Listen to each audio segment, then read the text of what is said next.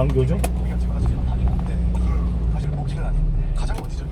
네, 유튜브 사진 보시면 그 다리가 엄청 길쭉해서 약간 기괴한 느낌을. 근데 재밌는 게 각다리가 저렇게 생겼는데 그중 날개가 없거든요. 헛설 식당 30km 신호 위반 과속 단속 구간이 오다. 보면은 팔이 날개가 없는 평형 뭐예요? 평형군이라고 진짜 신기하다. 진짜 신기하다. 파리가 정말 잘 나가다. 파리 잡아보면 정말 이 정도 가만히 있으면 이제 꼼짝없이 잡겠다. 근데 사람 딱 후려칠 때 그 짧은 순간 안에 팍 도망치잖아요. 그치 말도 안 되는 능력이잖아요. 그래서 그걸 보면 일단 뇌도 좀 발달한 것 같아. 그 순간에 판단을 해가지고 그렇게 도망치는 걸 보면 뇌도 어느 정도 발달했으면서 그 정도 빠른 속도로 제가 한번 계산해 본 적이 있어요.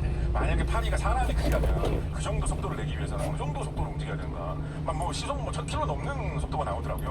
그래서 엄청난 능력을 가지고 있는 건데 파리가 왜 그렇게 잘 날아다니느냐에 대한 학설 중에 파리가 날개가 남들 사용하는 게 보통 잠자리 같은 건 날개가 4개가 있는데 그렇죠. 파리 날개가 2개밖에 없지 않습니까? 근데 날개가 2개밖에 없지만 대신에 이상한 무슨 이상 곤봉 같은 거를 날개 밑자리에 이상한 데 달고 있어요. 그게 막 그 이제 확대된 사진 보면 말도 안 되는 이상한 걸 달고 다니는 것 같은데 저게 뭐지? 뭐 쌍절모 같은 거를 왜 등에 붙이고 다니고 있지? 되게 이상한데 이제 과학자들이 예전 궁금했던 거 이딴 걸 도대체 몸에 왜 붙이고 있을까? 근데 사람들이 요즘에 나오고 있는 결론은 뭐냐면 그거를 잘 이용을 해서 파리가 방향을 느끼고 방향을 조절하는 데 활용을 한다 라는 선이 이제 확보가 되어서 정형추 같은 거 그런 거 들어보셨을지 모르겠어요. 조종사들이 막 화려하게 전투기 조정을 하다 보면 나중에 전투기가 뒤집어서 막 날고 막 이렇게 하다 보면 하늘하고 바다가 구분이 안 된다. 그래가지고 바다인데 하늘인 줄 알고 밑으로 내려가게 된다. 뭐 이런 이야기 있을 때 있거든요. 파리들이 보면 진짜 비웃을 만한 일이죠. 파리는 3차원에서 완벽하게 기동을 하면서 평형본을 이용을 해가지고 전혀 헷갈리지 않고 완벽하게 날아가지고 사람 손가락 사이로 막 뚫고 지나가고 이러잖아요. 탑건에 막 네버링 막 이런 거죠. 근데 과학자들이 천천히 읽어보면 좀 과학자들이 뭐 알아내기 위해서 어떤 걸 또 하는 거겠지만 잔인하다는 생각이 드는 게 어떤 과학자들이 그 파리의 평형본만 살짝 잘라내가지고 파리를 풀어놓고 실험을 하더라고요. 파리가 잘 붙나? 그 평형본 변 안 되는 몸에 아주 조그만 눈에 안 보일 정도로 작은 조그만 무슨 털같이 생긴 그런 건데 그걸만 잘라내면 파리가 제대로 막 헤매는 그런 거를 이게 바로 그 기능이었어라는 논문이고 그걸 막 교수되고 그걸 막 박사학위도 안 받고 파리들 그렇게 헤매게 만들어줘. 그런 게 평형본인데 지금 말씀해 주신 게 아까 그 눈각다리 같은 경우에는 알지도 않아요. 그걸 갖고 있어요. 평형본만을 갖고 있다. 개심하죠. 불필요하죠. 그냥 개심하죠. 그게. 아 그렇구나. 아무튼 그게 있는데요. 점점 없어질 수도 있겠네. 없어질 수 있겠죠. 네, 저는 있는데요. 딴 얘기 해야 될까요? 이런 게 곽재 기자들랑 비슷해요. 네. 또 하나 딴 얘기하면 안 될까요? 이런 게 비슷해요. 네버링 얘기했잖아요. 네. 하늘과 바다가 구분스럽다. 예. 그거 안에서 곤충이 어떻게 그걸 알아내냐 되게 재밌는 얘기가 있었는데 벌레가 왜 불빛에 꼬이는지 아시나요? 벌레가 왜 불빛에 꼬이는가? 왜 불빛에 꼬이는가? 밤에 불빛에 꼬이잖아요. 곽재 기자 아시나요? 그게 제가 예전에 읽은 설로는 그 방향을 잡기 위해서 뭐 달빛이나 별빛 이런 거를 느끼는 경향이 있기 때문에 사람이 전등을 켜놓으면 그것도 달이나 그래도 어떻게 보면 좀 만약 이게 맞다면 이게 약간 좀 운치 뭐랄까 좀 낭만적인 거지.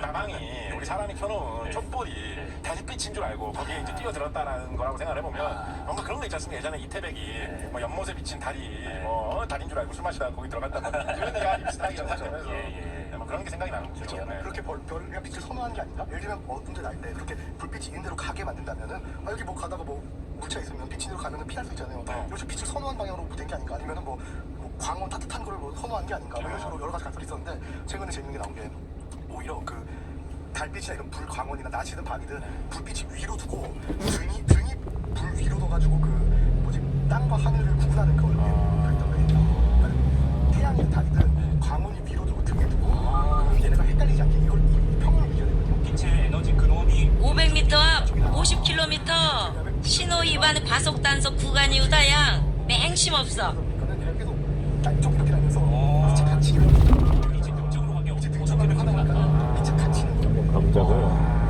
빛에 갇히는 거였어. 그래서 빛을 선호한다가 아니라 성님 1km 앞 50km 신호 위반 과속 단속 구간이 오다. 오라방 500m 앞 정보 수집 구간이라도 설설 댕깁서. 절대 돌아다니는 사람은 절대 위와 아래를 헷갈릴 이유가 없죠. 저 이제 그런 점 느껴보신 적 있어요? 나 위가 오른다. 헛설 식당 50km 신호 위반 과속 단속 구간이 오다. 이기 차세오민 도래기도 뺑가불고 본네트도 뺑가부는 디우다. 주차하면 안 되는 디야. 눈감각이 아주 구체적인 그것도 제가 눈이를 돌아다니는 거야. 최근에 눈이 스노우 눈이 헛설 식당 정보 수집 구간이 오다. 500m 앞 50km 신호 위반 과속 단속 구간이 오다. 발이 이렇게 올라가거든요. 그래서 이 발이 약간 좀 오라방 500m 앞 정보 수집 구간이라도 설설 댕깁서. 가면서 왜 내가 발이 하나가 벤치로 동화했죠. 우리 전쟁 영화에서 동상 입은 병사들 어쩔 수 없이 절단하듯이. 충격적인 기습니다. 자, 시간이 많이 지났어요. 벌써요? 자, 메뚜기 전공이잖아요. 갈로아 작가가. 예, 메뚜기 같은 경우에는 성충으로 주로 겨울을 주로 알로 나는데요. 알로 나는데 근데 저는 이게 사실 진짜 심각한 문제기 저는 이거에 사람들이 관심 많이 가졌으면 좋겠는 게 이게 우리 농사 지을 때 사실 정말 중요한 문제거든요. 농사. 메뚜기가 언제 없어지고 언제 나타나냐. 메뚜기의 대표적인 이제 벼를 갉아먹는 저런 벌레지 않겠습니까? 그렇죠. 근데 이게 사실은 굉장히 심각한 한국의 어떤 농업 경제와 어떤 식량 문제와 쌀 자급에 관련된 중요한 문제라는 사실 좀 인지하시고 갈로아 선생님의 말씀을 좀 한마디 한마디 잘 새기셨으면 좋겠습니다. 이 녀석들이 겨울을 어떻게 나는지를 알면 그때 우리가 적절하게 좀 방면할 수 있기 때문에 메뚜기 어떻게 나나요? 주로 알